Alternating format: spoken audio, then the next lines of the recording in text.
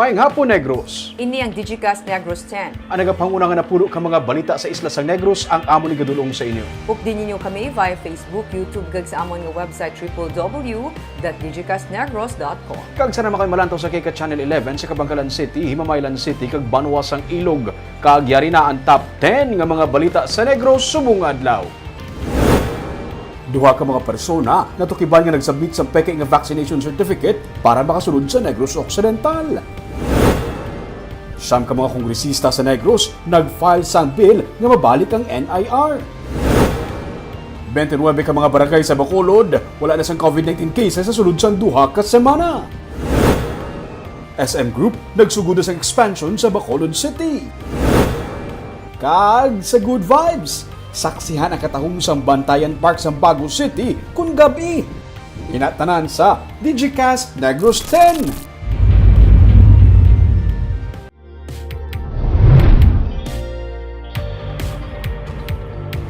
Sa number 10, magpadayon ng Ridge to Reef project sa Provincial Environment Management Office tubtub sa masunod nga tuig. Suno kay Attorney Julian Bedrio, ang PEM officer sa Negros Occidental, wala labot sini na lakipman sa 2022 budget sang PEMO ang mga legacy project ni Negros Occidental Governor Eugenio Jose Lacson, kasubong sang Provincial Integrated Safe Water Project. Ini nga 10-year project ang ginsugdan sini nga tuig nga nagatuyo sa pagpaayos ang kalidad sang tubig sa probinsya. Dugang pa ni Bedrio tutukan man ang Negros Occidental Coastal Wetlands Area Management nga tuyo iga-expand sandig sa ilang commitment sa DILG sa idalom sang Galing Puok Foundation. Samtang paagi sa nahauna nga Negros Occidental Governor's Conservation Achievement Award ginkilala sang probinsya ang mga grupo kag individual nga naghatag sang kontribusyon bahin sa pagpangapin sa dunang manggad. Ang mga awardees ang gikan sa nagkalain-lain nga sektor. We have partnered with different organizations, especially NGOs man, sa different pagid namon nga mga projects. Ang Nagaling Puok Award namon, which is the Negros Occidental Coastal Wetlands Conservation Area, we will extend it and we will kay ang plan is until ang plan sang nakuwama nang pwede na siya i-update kag para ma-continue siya mangin Ramsar site of international importance.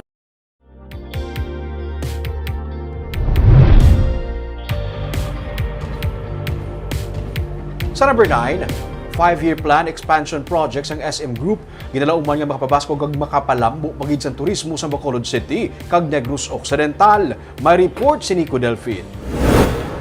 Sa pagsugod operate sang Park-in Hotel by Radisson sa Bacolod sang nagligad nga binulan, nakabalik man trabaho si Renan Monte nga karon captain waiter sang hotel. Nagligad lang nga tuig sang nawadan siya sang trabaho epekto man sang pandemic. Nilito na lang ko na nag-focus sa mong kampo. For how long? Almost 1 year. 1 year and 3 months, yes. And then nag-decide ko, actually na-heard ko ning batian ko ning hotel nga son to open. So nag-apply ko diri. So nakaloyan sa Ginoo, medyo na evaluate ko. Direct hire. Actually, I'm very happy since as you can see ilang dami-dami na buwan. Damo ka pangita obra diri. Pila ka thousand. So isa ko sa bless ko. Suno kay Sherwin Lucas, General Manager sang hotel, kabahin sa ila ginapaabot among amat-amat man nga pagbalik sang kapagsik sang turismo agod matagaan sang dugang nga oportunidad nga makatrabaho ang kadamaan sa mga Bacolodnon kag mga Negrense. One of our taglines is feel good. So one of the things that we provide is good value, really. Ang pagtukod sang 800 million pesos nga hotel ang kabahin sang 5-year expansion project sang SM Group. Suno kay Peggy Angeles, Executive Vice President sang SM Hotels and Conventions Corporation, nga kabahin man sa 18 billion pesos nga project development kasubong sang expansion sang SMX Conventions kag construction sang dugang nga hotel room sa mga key cities ang ginalauman nila nga makabulig sa pagpalambo sang ekonomiya ilabi na sang turismo sa pungsod karon nga pandemic. We're excited that we're going to kickstart again, slowly but surely. Medyo na-delay lang. Nagapadayon man karon ang construction sang Smile Residences, BPO firm, kag universidad sa tupad lang sang SM City Bacolod sa reclamation area. Para kay Mayor Evelio Leonardia, dapat man maghanda ang syudad para sa mas masanag nga palaabuton matapos iniman ang liwat nga napili bilang 2021 most business-friendly city sa pungsod. Nico Delfin para sa Digicast Negros.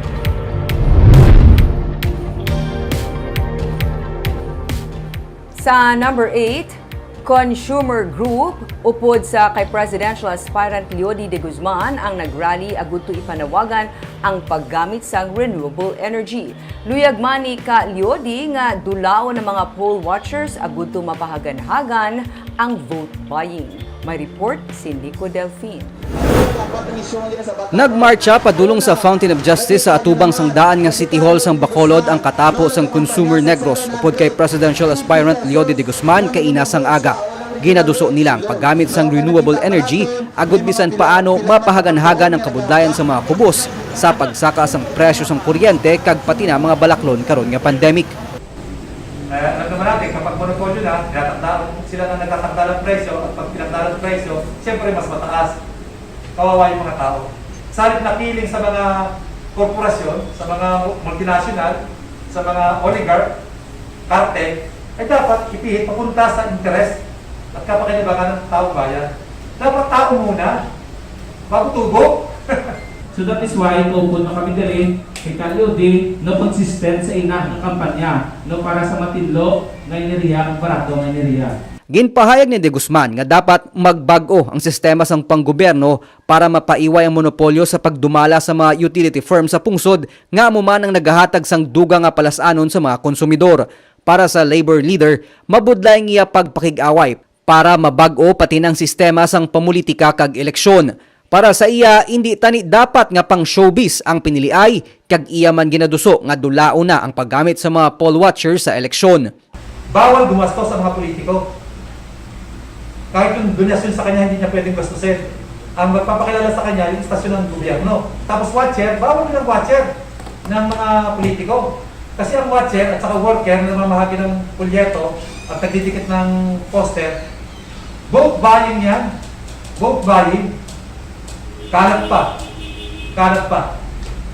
Ang gamitin nating watcher, mga college student, bago sila graduate, yun ang kailang contribution sa bayan.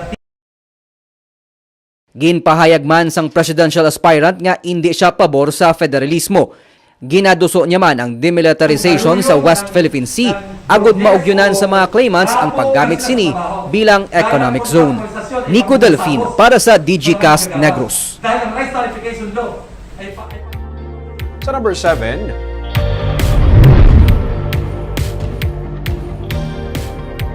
sa 25,000 ka mga pumuluyo ang target na bakunahan sa Negros Oriental sa 3 kaadlaw nga National Vaccination Days.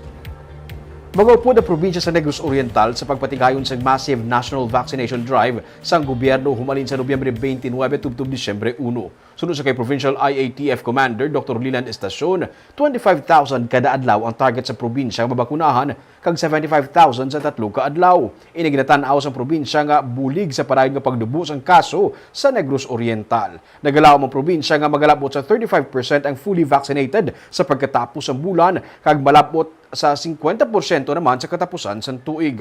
Nag-record naman sang 262 new cases ang probinsya. Nga resulta humalin sang Nobyembre 17 tubtob 23 nga swab tests. 1,604 ang active cases karon sa Negros Oriental. Samtang kahapon may 23 lamang ka mga nagdugang nga kaso sa COVID-19 sa Negros Occidental kag siyam naman ang sa Bacolod. Sa datos sa DOH Region 6, 1,562 ang active cases sa Negros Occidental kag 599 naman sa Bacolod.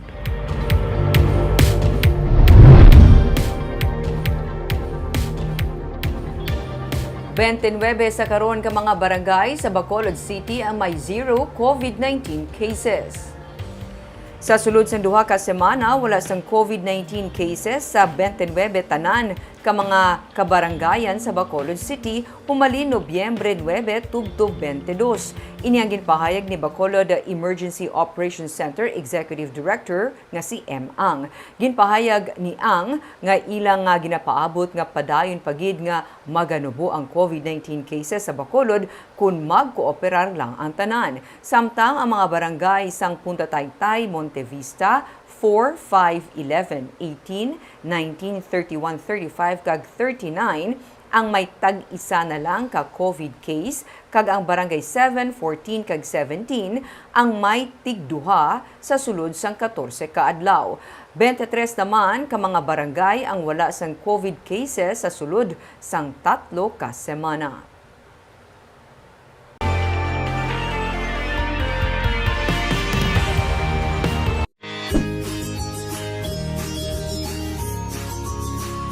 Possibility Crawford, rest back sa COVID-19, magpabakuna na para sigurado ka.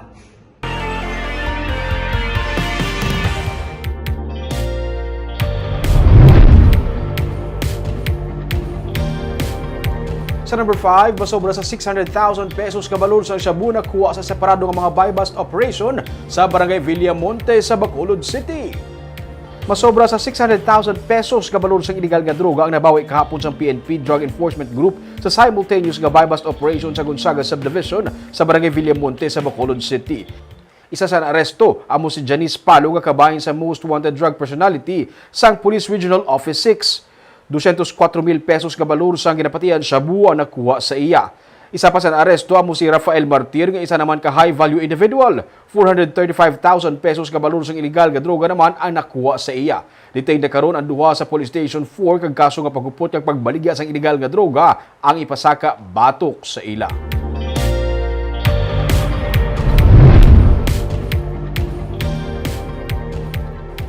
Sa number 4, lalaki na sapwan patay sang iyang live-in partner sa kilid sang dalan.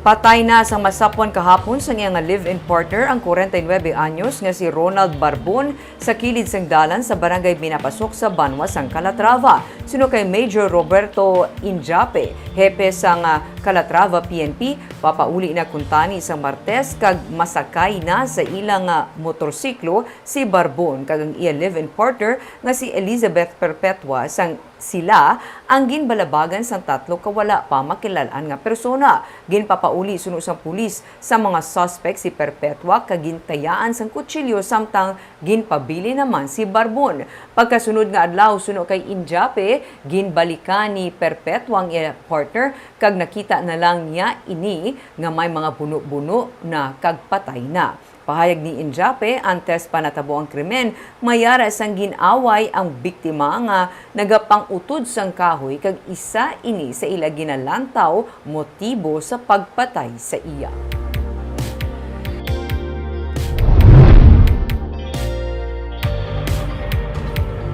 Sa number 3, ginaabi-abi ni Negros Occidental Governor Eugenio Jose Lacson ang pag-file sang siyam ka mga kongresista sa Negros Island sang bill para sa Negros Island Region.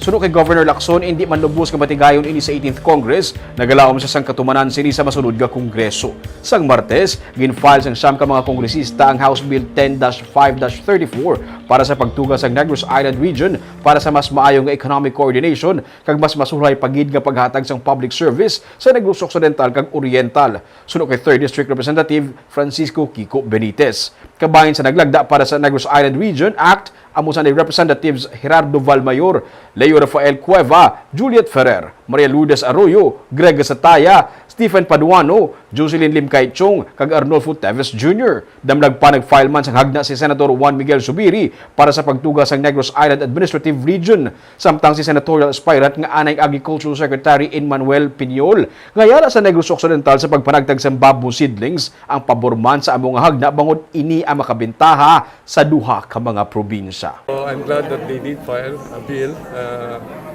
And I understand there are also senators who did so. So it's very encouraging, and I hope that the next administration will support such measures. I think it will pass in this Congress. It's kind of difficult to make it a law. The present Congress? Yeah. No, I don't think so. I think it will happen in the next Congress. It would help because can you imagine one island divided into two regions? half of the island reporting to Cebu, the other half reporting to the other side of Visayas.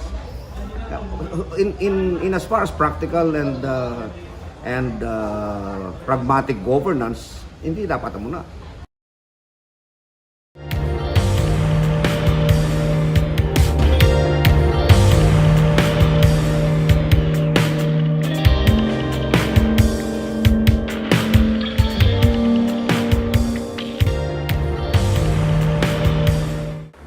Sa number 2,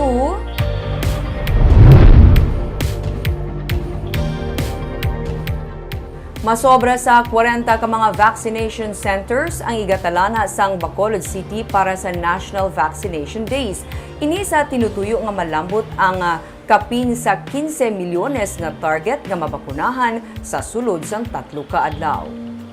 Target sang Bacolod nga mabakunahan na masobra 60,000 ka mga individual sa natalana nga 3-day national vaccination sa Nobyembre 29 tubtob Disyembre 1.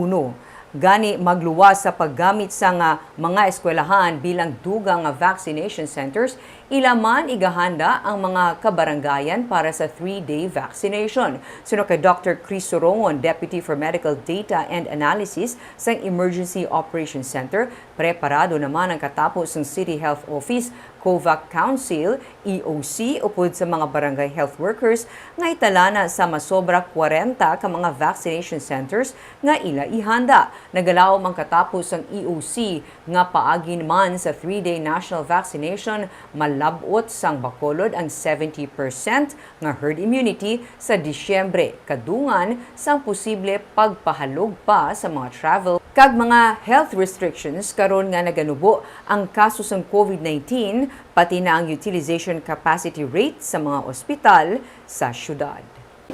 At sa Subong City, may ara kita nga 27 barangay vaccination centers.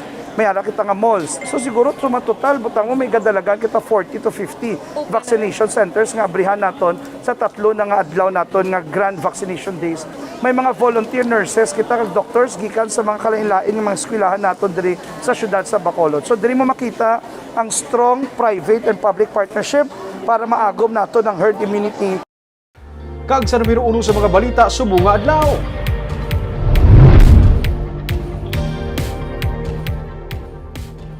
Isa ka pasahero nga padulong kuntani sa Bacolod City kag isa nga nag-abot na sa Sagay City ang natukiban nga nagagamit sa peke nga vaccination certificate.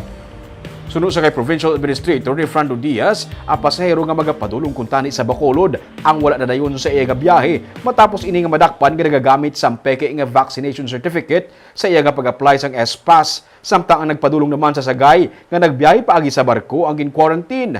Ang natungdan suno sa kay Diaz ang wala sang S-Pass. Wala nag-require ang Bacolod sang S-Pass sa fully vaccinated. Pagkatapos ang quarantine period, ini siyang igatest kag ang natungdan ang magabayad sa gasto para sa among nga test suno sa kay Diaz. Ginatun-an sa probinsya ang himuon nga legal action batok sa duha. Nagapabili ng policy sa Negros Occidental sa pag-require sang tanan nga mga nagapadulong sa probinsya sang S-Pass, lakip na ang padulong sa Bacolod, bisan pa ang syudad ang may EO nga wala naga-require sang S-Pass sa mga nabakunahan na. Ang among pamaagi suno sa probinsya ang mas makapahapos sa pag-verify sa mga dokumento sang mga pasahero. Kung may nag-issue nga may lamod politika ang among atikang suno sa kay Governor Eugenio Jose Lacson, hindi naman nila mapunggan ini.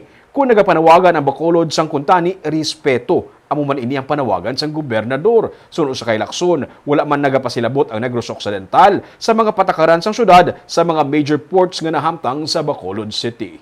Well, we cannot stop them if they want to use it as a political issue. But I remember they also said that there should be some sort of respect. No? I'll turn it around. Why can't they also respect the decision of the province? Bear in mind that we have 2 major seaports here.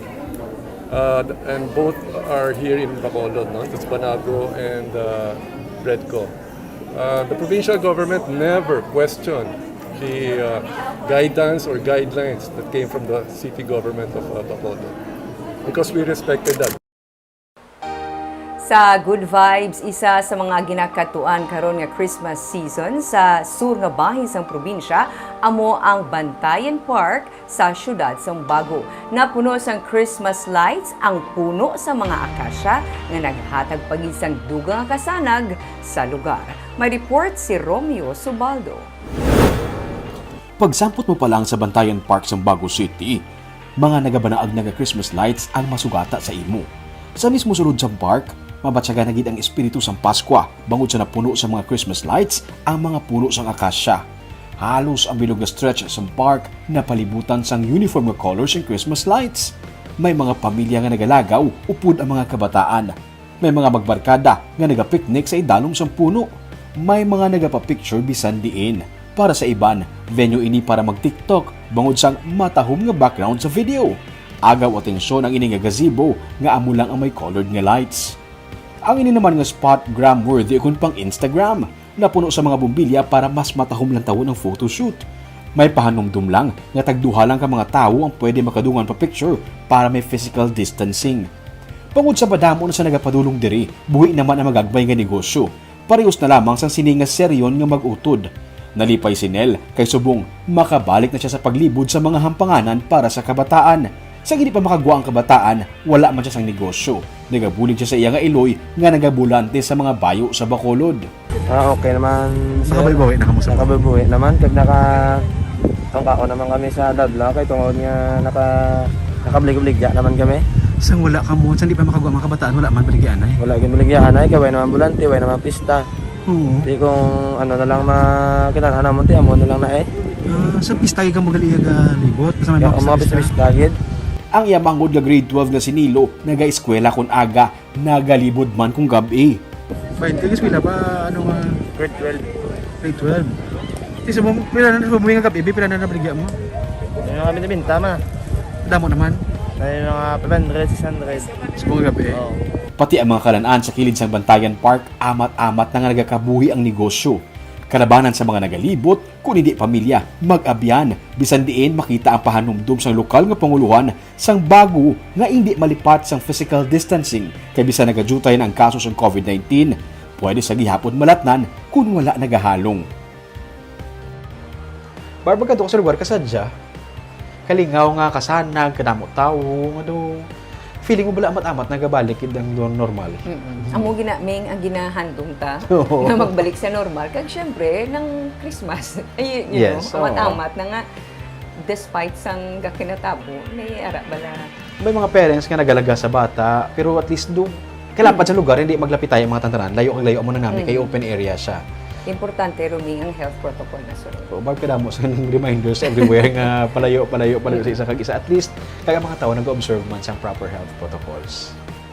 Kaaga mo ito mga balita sa Negros Subong Adlaw. Kay man sa panahon karon importante nga may ihibalo ka sa nagakatabo sa imo nga palibot. Pero dapat balanse kay eksakto ang mga impormasyon. Parayan kami nga magapangalagad sa Negrosanon. Ako si Barbara Mijares. Tubtub sa buwas ako naman si Romeo Subaldo. Mayong hapon.